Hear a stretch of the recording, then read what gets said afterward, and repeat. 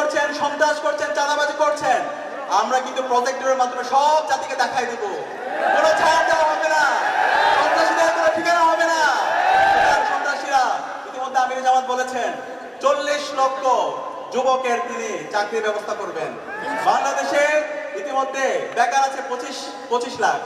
তাহলে যারা এই চাঁদাবাজি করছেন, টেন্ডারবাজি করছেন, সেগুলো ছেড়ে দেন।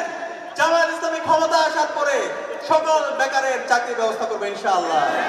শহীদ আবু সাঈদ, শহীদ আলী রায়হান, শহীদ শান্ত, শহীদ ওয়াসিম সহ এই চাঙ্গারপুলে আমাদের বিপ্লবে যে শহীদ নেতৃত্ব দিয়েছেন, ক্লাস 9 এর শিক্ষার্থী, 16 বছর বয়সের বিপ্লবী অগ্রনায়ক শহীদ আনাস, এবং আমাদের আগ্রাসনের বিরুদ্ধে, আধিপত্যবাদের বিরুদ্ধে কথা বলতে গিয়ে যিনি শহীদ হয়েছেন